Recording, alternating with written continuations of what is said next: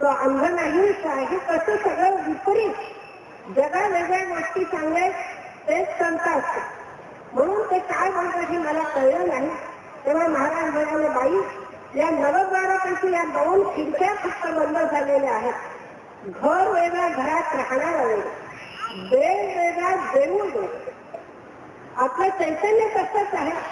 मगाशी पण महाराज म्हणत होते की हा घराचा फोटो म्हणजे माझा फोटो नाही, हा घराचा मालक त्याचा फोटो निघत नाही. त्या असं महाराज काहीतरी विपरीत बोलतात. आपल्याला पटकन लक्षात येते की ते काय बोलतात. परंतु महाराजांच्याकडे मी महाराज मला म्हणाले येत जा. जशी मी महाराजांच्याकडे येत राहिले, जसं त्यांच्या मुखाचं श्रवण करत राहिले, तसं मला कळून सुटलं की त्यांची जी दृष्टी आहे ती ह्या दृष्ट्याच्या पलीकडे आहे. जे सगळ्यांचं अधिष्ठान आहे, जे सगळे ठिकाणी व्यापलेलं आहे. विका नाही खावं, ब्रह्मांड ओठ स्थान नाही, अशी जी वस्तू आहे ती मुंगीच्या पायामध्ये सुद्धा आहे. आणि ती आपल्यामध्ये नाही का, परंतु आपल्याला त्याची जाणीवच नाही. संत मात्र त्या वस्तूकडे फक्त त्यांचं लक्ष लागलेलं असतं आणि ते आपल्याला त्यांच्याशी समोर झालं शरणागती पत्करल्याशिवाय कळणार नाही. म्हणून जेव्हा जेव्हा मी महाराजांच्याकडे गेले तेव्हा एक दिवशी ते मला म्हणाले की बाई माझे बोट कापलं म्हणजे मी कापलं मी तेच का, माझा डोळा गेला म्हणजे मी गेला मी तेच का, किंवा माझा पाय मोडला म्हणजे मी मोडले म्हणत नाही. तर माझं म्हणणारं त्याच्यामध्ये कोण आहे की माझा डोळा, माझा हात, माझा पाय, हे माझं म्हणणारं कोण आहे त्याला ओळख. आणि माझा देह असं ज्या वेळेला आपण म्हणतो तेव्हा त्या देहापेक्षा वेगळी असते. माझं घड्याळ म्हणते त्यावेळेला मी म्हणजे घड्याळ असत नाही, त्या घड्याळापेक्षा मी कोणीतरी वेगळी असते. तसं माझा देह असं आपण नेहमी म्हणत असतो, परंतु आपण मी कोण हे मात्र जाणत नसतं. तेव्हा ती ओळख आपल्याला सद्गुरूच करून देत असतात. आणि असं महाराजांच्याकडे जात राहिला बोलतात. एक दिवशी मला महाराज म्हणाले की बाई मी स्त्री, मी पुरुष, मी हिंदू, मी मुसलमान, मी लिंगायत, मी ख्रिश्चन, असं सगळ्यामध्ये मी म्हणणारं कोण आहे त्याला ओळख. असं जसं महाराज सांगत गेले तसं त्यांचं श्रवण म्हणून चिंतन मला एकदा वाटायला लागलं की खरंच या देहामध्ये मी म्हणणारं कोण आहे. या आपल्या जर देहामध्ये सगळे आपली इंद्रिय असतात, सगळे आपल्याला वाचा असते, सगळं असतं, परंतु त्याचं कोण अधिष्ठान हे आपण जाणत नाही. एखादं प्रेत जर असेल तर त्याला सुद्धा डोळे, कान, नाक सगळं असतं, परंतु त्याला वाचा जरी असली तरी प्रेत मी म्हणू शकत नाही.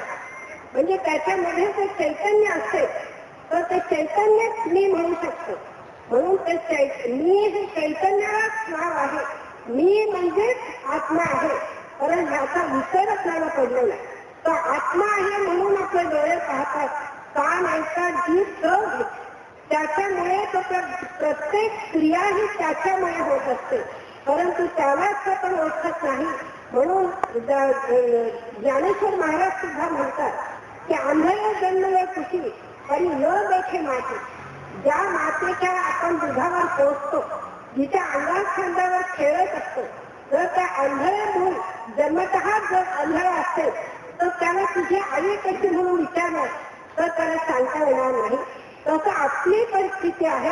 त्या आत्म्याच्या आधाराने आपण प्रत्येक गोष्ट, प्रत्येक क्रिया करत असतो, परंतु त्याचीच आपल्याला ओळख पटत नाही किंवा त्याचीच ओळख आपण विसरलेला असतो. म्हणून तुकाराम महाराज म्हणतात ते ऐसे कैसे आंधळे गेले विसरून खऱ्या.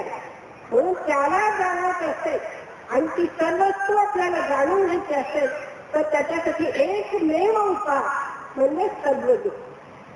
तर सर्वस्व दाखवित येते आणि त्यांच्या ठिकाणी आल्यानंतर त्यांनी कितीही आपल्याला बोध केला तरी त्याच्यावर जर आपला विश्वास नसेल, हे कसं म्हणून जर आपले अनेक प्रश्न आपल्यापुढे निर्माण झाले तर आपल्याला ते कधीच कळणार नाही.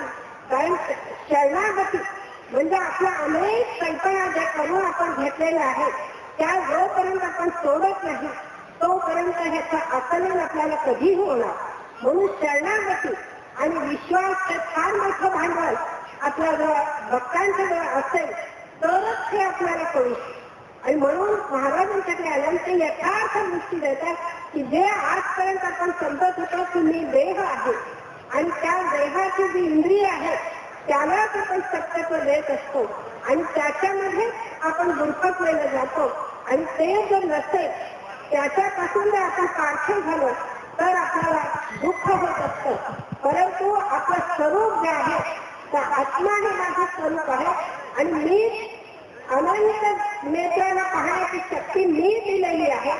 चंद्र सूर्याला प्रकाश देणारा त्यांना तेज देणारा मी आत्मा आहे हे ज्या दिवशी आपल्याला कळतं त्या दिवशी आपल्याला खरा जो आनंदाचा क्षण आहे तो सद्गुरूंच्या कृपेने गवसतो आणि त्या ज्याला कळतं की मी सगळ्या डोळ्यांना तेज देणारा आत्मा आहे, डोळ्यांचा डोळा सुद्धा मीच आहे हे ज्या दिवशी आपल्याला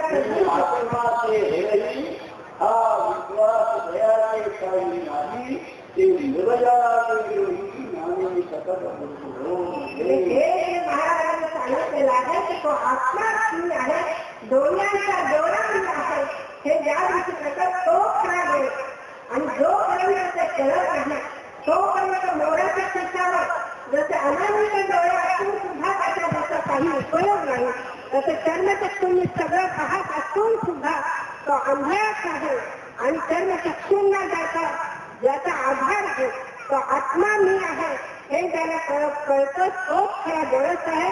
आणि ती दृष्टी केवळ सद्गुरूच आपल्याला देऊ शकतात आणि देऊनी चित्ताची लोचन अंगाची तरी ब्रह्म ते हे सद्गुरू.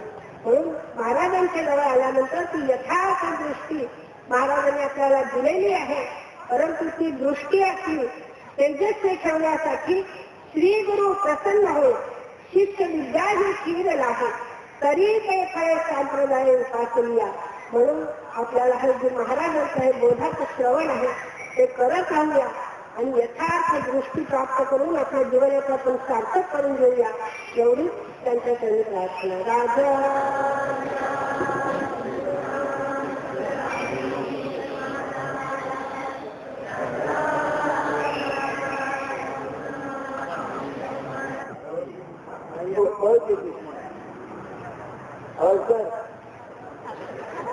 नाव सांगू तुझं जोरात सांग.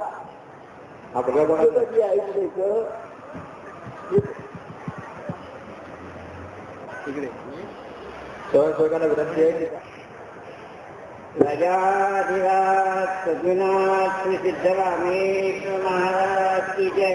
राजाधिराज सद्गुणाथ श्री भाऊसाहेब महाराज की जय. राजा